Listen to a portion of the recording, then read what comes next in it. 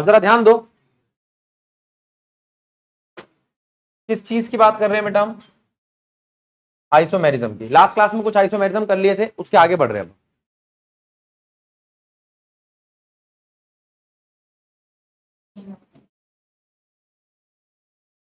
Stereo isomerism,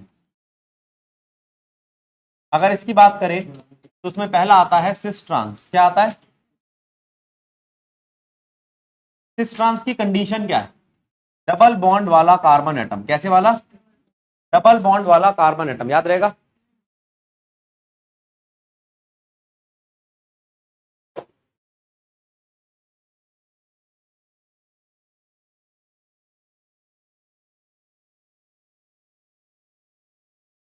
देखो, cis trans में double bond वाला कार्बन एटम होना जरूरी है।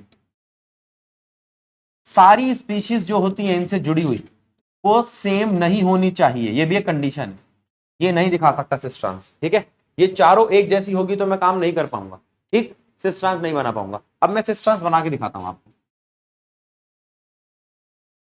अगर पी पी के सामने ऐसे है, क्यू क्यू के सामने ऐसे है, तो इसे सिस कहते हैं।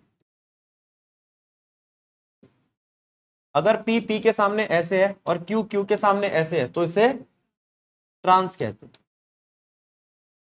देखो, तो यहां पर ये क्या है, एक डबल बॉन्ड होना जरूरी है सिस ट्रांस के लिए। चारों जो स्पीशीज है वो आइडेंटिकल नहीं होनी चाहिए, एक जैसी नहीं होनी चाहिए। दूसरी बात, अगर ये ऐसे आमने सामने हुए तो सिस और ऐसे हुए तो ट्रांस, ठीक है। इसके बाद अगर यहां पर सिंगल बॉन्ड हुआ तो क्या दिक्कत है? क्या ऐसा नहीं हो सकता था? इस वक्त ये सिस नहीं लग रहा आपको? इस हाइड्रोजन से कोई दिक्कत थोड़ी होनी चाहिए, लेकिन सिंगल बॉन्ड की वजह से रोटेशन पॉसिबल हो जाती है। सिंगल बॉन्ड में क्या होता है? Rotation is possible. तो ये काम नहीं करेगा, हमें दिक्कत हो जाएगी, घूमने लगेगा। क्या होगा ये? और अगर ये घूमने लगेगा तो दिक्कत आ जाएगी। क्लियर? ठीक है सानिया, बात ठीक है? ठीक है। अब मैं बात करता हूं, तो इसका मतलब सिंगल बॉन्ड काम नहीं करेगा। सिंगल बॉन्ड वाला कभी भी सिस ट्रांस शो नहीं करेगा। ट्रिपल वाला भी ला रहा हूं। अब मैं बात करता हूं आपसे ट्रिपल बॉन्ड पे। तो ट्रिपल बॉन्ड पे मैं या तो ये बना सकता हूं या ये बना सकता हूं या ये बना सकता हूं। इसमें से कुछ भी पता नहीं चल रहा, ये सिस है ट्रांस है। सिस ट्रांस तब होता है ना पैरेलल हो, दो चीजें कंपेयर हो रही हो, सिस ऐसे कंपेयर हो रही हो तो ट्रांस। इसमें क्या है? कुछ भी नहीं है। तो ना ट्रिपल बॉन्ड वाला सिस ट्रांस बनाएगा, ना सिंगल बॉन्ड वाला सिस ट्रांस बनाएगा। सिस ट्रांस बनाएगा डबल बॉन्ड वाला, ठीक है। ये बात क्लियर हो गई? क्लियर है? तो यहां तक तो हमने आपसे बात कर ली सिस ट्रांस की। अब सिस ट्रांस के कुछ केस ले रहा हूं, आप देख के बताना कि ये कैसे लग रहे हैं आपको। यहां लिया मैंने CH3, यहां लिया मैंने C2H5, यहां लिया मैंने हेलोजन और यहां पे भी हेलोजन। अब ये मत सोचना बिल्कुल एक जैसे नहीं है, लेकिन दोनों है तो एक ही कैटेगरी के और ये भी एक ही कैटेगरी के, तो ट्रांस लग रहा है, ठीक है। ये क्या लग रहा है?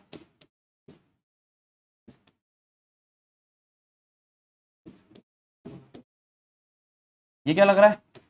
सिस। तो ये इसका ट्रांस आइसोमर है और ये इसका सिस आइसोमर है। पहले देख लो, ठीक। अब इसके बाद बारी आती है, अगर मैं आपसे ये कहूं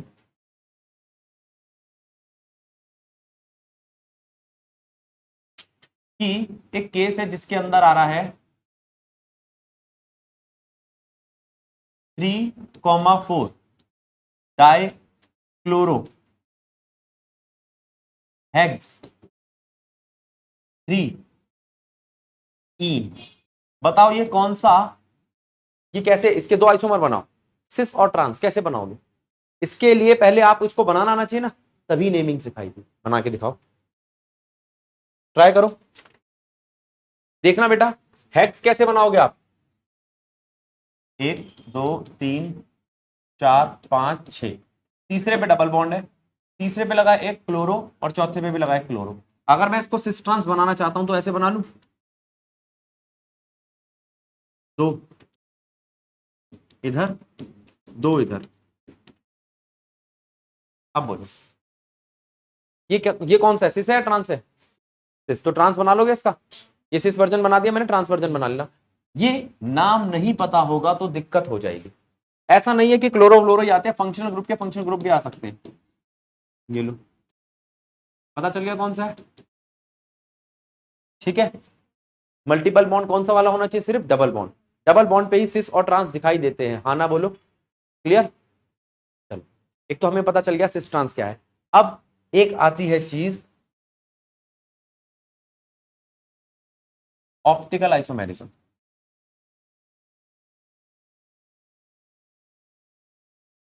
ऑप्टिकल का मतलब बताएगा कोई? ऑप्टिकल का मतलब मिरर इमेज नहीं, ऑप्टिकल का मतलब लाइट। हाँ, काम यहां पर मिरर इमेज का होगा। मैंने एक शीशा बना लिया, एक मिरर बना लिया, ठीक है। उस मिरर के उधर जो चीज रखता हूं, आप देखो वो कैसी दिखाई देती है। ये तो बदली ही नहीं, आइडेंटिकल है। ये बदल गई, तो इसको कहते हैं ऑप्टिकली इनएक्टिव। इसे क्या कहते हैं? ये ऑप्टिकली इनएक्टिव। ये दोनों कैसे? Optically active. अब समझो, कौन ऑप्टिकली इनएक्टिव है? ये पेयर। कौन ऑप्टिकली इनएक्टिव है? अरे हाँ, बोल उल्टा दिया, मतलब देखो ना लिखा वाला, ठीक है। जो ऑप्टिकली इनएक्टिव है वो क्या है? सुपर इंपोज करते हैं एक दूसरे को, सुपर इम्पोजेबल इमेजेस। और ये दोनों कौन सी है? Non super imposable images. ये एक दूसरे को सुपर इंपोज नहीं करती, ये एक दूसरे को सुपर इंपोज कर लेती है। सादी सीधी सादी भाषा में बताऊं तो ये एक दूसरे को ढक लेती है, ये एक दूसरे को ढक नहीं पाती। मैं करके दिखाता हूं। अगर मैं ए उस वाले के ऊपर ये वाला ए बनाऊं तो कवर कर रहा है। इस वाले बी के ऊपर अगर ये वाला बी बनाऊं, इधर वाला, तो क्या ये कवर कर रहा है? नहीं कर रहा, नाश ही हो गया बी का, है ना। तो अब बताओ, अच्छा, जो ऑप्टिकली ऑप्टिकली एक्टिव होते हैं, नॉन सुपर इंपोजेबल इमेज होती है, उस जोड़े का एक नाम होता है enantiomer, pair of enantiomer, pair of enantiomer. ठीक, क्लियर हुआ?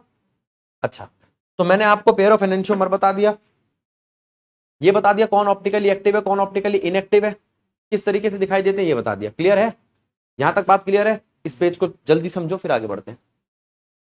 देखो, यहां पे ऑप्टिकल इंस्ट्रूमेंट बताया मैंने आपको, ऑप्टिकल इंस्ट्रूमेंट में लाइट बताया, ए का उल्टा बी का उल्टा, ये सारी बातें बताई, पेयर ऑफ एनेंशियोमर बताया। अब हम देखते हैं इसको इस तरीके से। ये तो बातें थी वो वाली जो हम सिर्फ ऑप्टिकल देख रहे हैं। अब हम इसमें ऑर्गेनिक कंपाउंड देखेंगे। अगर कोई ऑर्गेनिक कंपाउंड मल्टीपल बॉन्ड रखता है तो वो ऑप्टिकल आइसोमेरिज्म नहीं दिखाएगा। ऑप्टिकल आइसोमेरिज्म कौन कौन नहीं दिखाएगा, पहले इसकी बात करते हैं। इसके पास मल्टीपल बॉन्ड हो। दूसरा,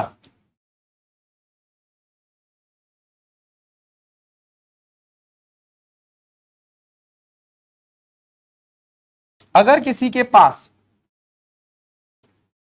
दो चीजें एक जैसी हो, आइडेंटिकल हो, तो वो भी ऑप्टिकल आइसोमेरिज्म नहीं दिखाएगा। ये ऑप्टिकल आइसोमेरिज्म नहीं दिखा सकता। ठीक है, इस कंसेप्ट को समझने के लिए हमने कार्बन की बात करी। कार्बन कैसा होता है? या तो कायरल या अकायरल। अब ये कायरल का मतलब क्या है और अकायरल कार्बन का मतलब क्या है, अब हम उस पर काम करें। ठीक है, अगर कोई ऐसा कार्बन है जिसके पास एक भी मल्टीपल बॉन्ड ना हो, सिंगल बॉन्ड हो, एक भी चीज एक जैसी ना हो, सारी उससे जुड़ी हुई चीजें अलग अलग हो, तो वो वाला कार्बन बन जाता है आपका कायरल।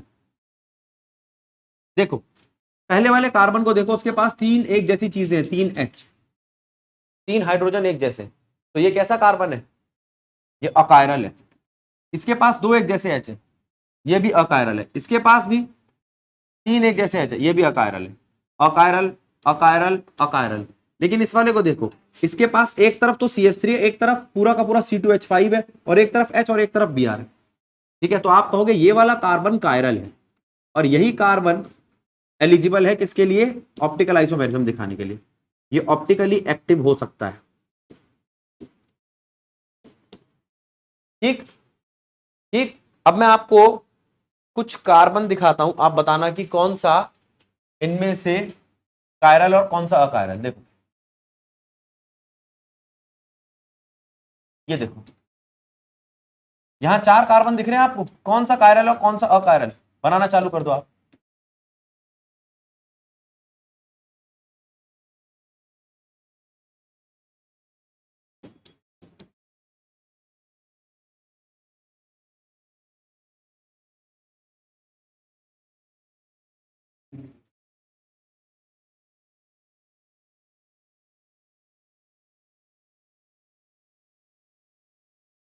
देखो 3 बनाए मैंने आपके सामने। अब यहां पर कोई ये देखे तो ये क्या है, यहां पर 4 कार्बन है, 1 2 3 4, चारों कार्बन जो है उसके इधर 3 एच है, इधर 3 एच है, इधर 2 एच है और इधर 2 एच है, एक भी कायरल नहीं है, सारे अकायरल है। इसको देखूं तो पहले दो तो मैं बात ही नहीं करूंगा क्योंकि मल्टीपल बॉन्ड दिख गया मेरे को। तीसरे और चौथे में जो चौथा है उस पर CH3 है, जो तीसरा है उसके पास एक Cl है, एक Br है और एक, बस और कुछ नहीं, एक ये कार्बन और एक ये कार्बन। हाँ ये लग रहा है कि ये सब जगहों से अलग है, तो इसका मतलब ये कायरल है। मिला कायरल?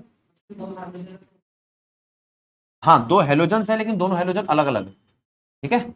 अब इसको देखियो बेटा, ये कार्बन है, इसके पास एक Cl है, एक Br है, एक H है और एक NO2 है।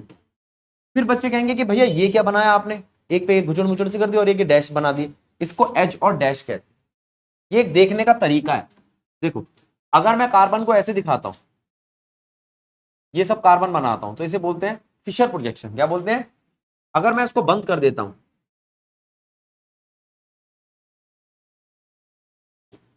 पूरी कार्बन की चेन नहीं है जिसमें कोई ऑक्सीजन हो या नाइट्रोजन हो, इसे क्या कहते हैं हम? हॉवर्ड प्रोजेक्शन, ठीक है। दिखाने के तरीके, तो वैसे ये एक दिखाने का तरीका है। इस दिखाने के तरीके में क्या होता है, हम एक कार्बन लेते हैं और इसके प्लेन पर इस तरीके से बॉन्ड बनाते हैं, ये प्लेन वाले बॉन्ड है। जो इसके पीछे है, पीछे उसको दिखाते हैं डैश से, किससे दिखाते हैं? और जो इसके आगे है उसे दिखाते हैं एज से।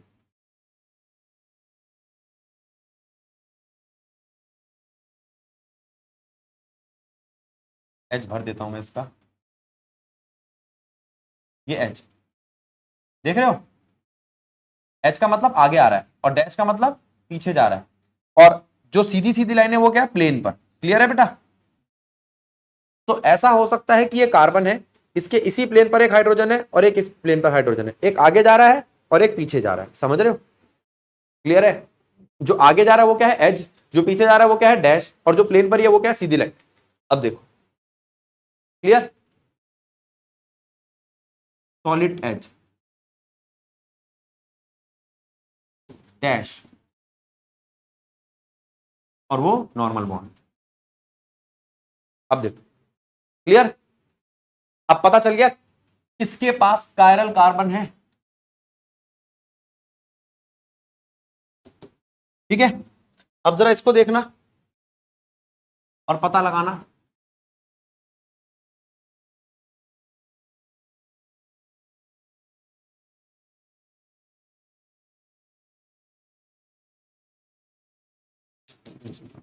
बताओ, 1 2 3 4 5 कौन सा कार्बन कायरल है, ठीक है।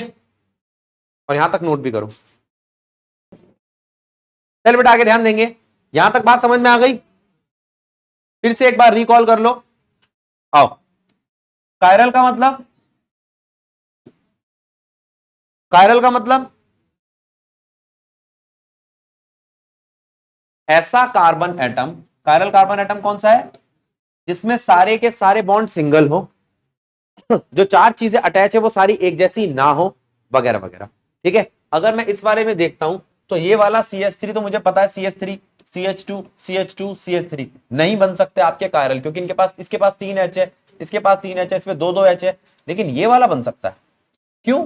क्योंकि इसके पास चारों चीजें अलग है, लेकिन नहीं, ये दो चीजें आइडेंटिकल बन गई। इसके पास 2 C2H5 है, ये भी नहीं हो सकता। तो इनके पास एक भी कायरल कार्बन एटम नहीं है। कायरल पता चल गया। कायरल पता चलने के बाद तो असली ऑप्टिकल आइसोमेरिज्म स्टार्ट होगा। अभी तो बस हमें पता चला है कि कायरल क्या होता है, और जो कायरल होता है वो ऑप्टिकल आइसोमेरिज्म दिखाता है, अभी ये पता चला है। आ जाओ देखो, अब आप ये देखो, टर्म देखो क्या लिखे मैंने, ऑप्टिकल आइसोमेरिज्म। सबसे पहले ढूंढो अपने गिवन कंपाउंड का कायरल कार्बन। क्या ढूंढो? Chiral carbon. उस कायरल कार्बन को लिखो और उसके साथ लगी चारों चीजें दिखाओ, जैसे HCl, Br और CH3। क्या ये कायरल कार्बन एटम है? हाँ है। अगर कायरल है तो ऑप्टिकली एक्टिव हो सकता है, अगर नहीं होता तो ऑप्टिकली एक्टिव नहीं होता। ये बात क्लियर है? और जब आपने इसको बनाया तो ये बना कैसा?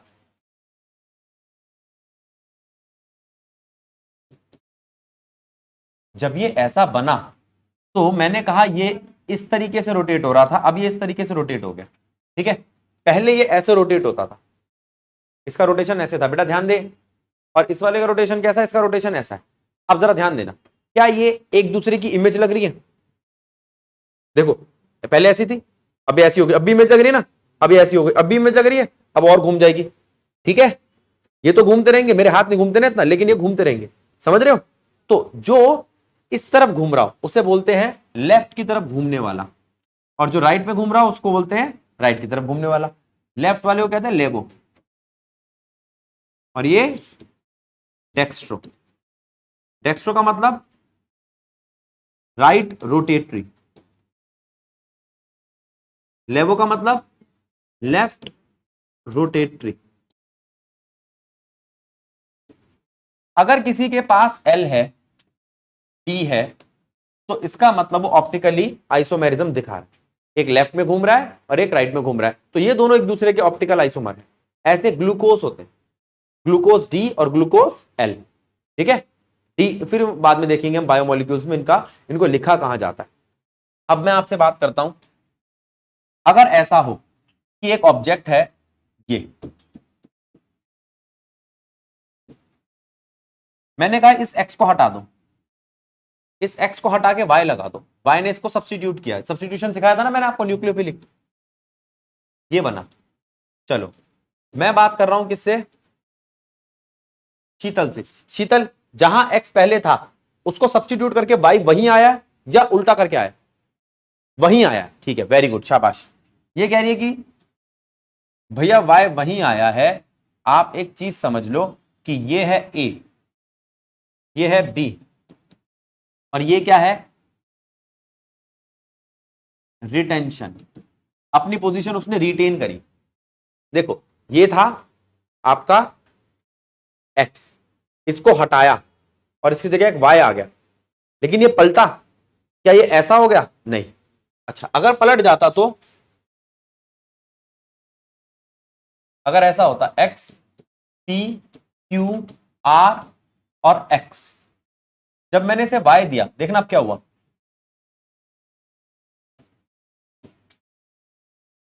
अब बताएगी गौरवी, गौरवी क्या ये वैसा ही है या पलट गया? पलट गया। पलटना मतलब होता है यहां पे इन्वर्ट होना, यानी कि इनवर्जन। क्या है जल्दी बता, तेज बोल बेटा। इनवर्जन, ये इनवर्जन है। वो था गया, ये था रिटेंशन। ए बी, ये बी ए है, ये अब सी है, और अगर आप बी और सी को जोड़ दो तो क्या बनेगा? तो बनेगा रेसमिक मिक्सचर। क्या बनेगा? क्योंकि बी जो है वो एक तरफ घूमने वाला है। बी, बी को देखो, बी को, बी में क्या है? P Q R Y. C में क्या है? P Q R Y. आप ये कह सकते हो भैया इसका वाई इधर आता है और इसमें वाई ऐसे इधर आता है। तो अगर यह है लेवो, ये है डेक्स्ट्रो, तो लेवो, ये है लेवो, ये है डेक्स्ट्रो।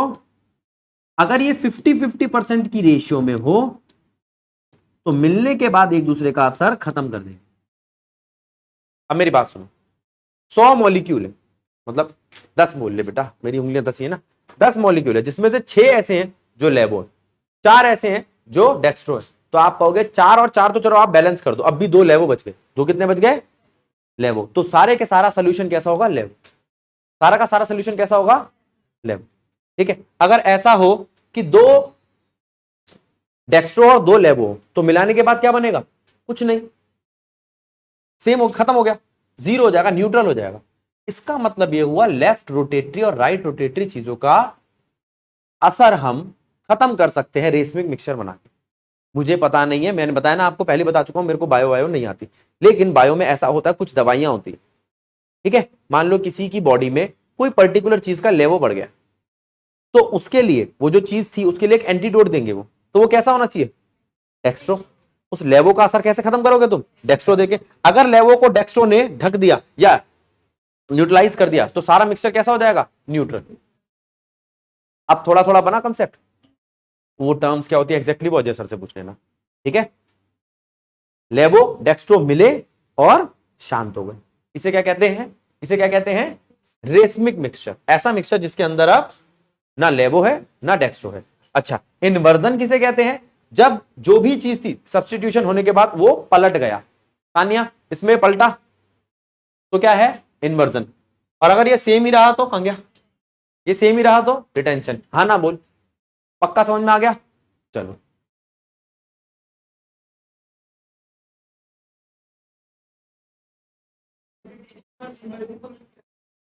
रेसमिक मिक्सचर वो होता है जिसके अंदर लेवो और डेक्स्ट्रो बराबर मिले होते हैं। रिटेंशन एक प्रोसेस है जिसके अंदर सब्स्टिट्यूशन होता है, सब्स्टिट्यूशन होता है लेकिन पोजीशन चेंज नहीं होती। इन्वर्जन सब्स्टिट्यूशन होता है लेकिन पोजीशन चेंज होती है। वो दोनों जो मिलते हैं, एक लेवो मिला एक डेक्स्ट्रो मिला, उनको मिला दिया तो रेसमिक मिक्सचर बना। ठीक, यहां पर आपका आइसोमेरिज्म वाला टॉपिक होता है समाप्त। क्लियर हो गया यहां तक, कोई दिक्कत? अच्छा, अब इसके बाद एक छोटा सा टॉपिक है उसको देख लो, फिर आज वाली क्लास समाप्त कर दूंगा आपकी केमिस्ट्री की। देखो एक टर्म देखो, इलेक्ट्रॉन, क्योंकि नेक्स्ट क्लास में मुझे तुम्हें कराने इफेक्ट्स, इफेक्ट सही बता पाऊंगा जब मैं बता सकूं। Electron donating group,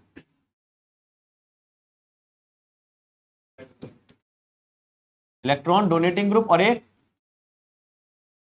electron with drawing group. आओ, इलेक्ट्रॉन डोनेटिंग ग्रुप की बात कर रहा हूं बेटा मैं आपसे, जो इलेक्ट्रॉन डोनेट करते हो।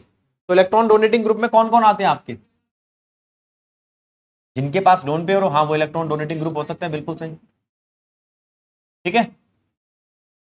अच्छा, और इलेक्ट्रॉन विड्रॉइंग ग्रुप कौन से होंगे,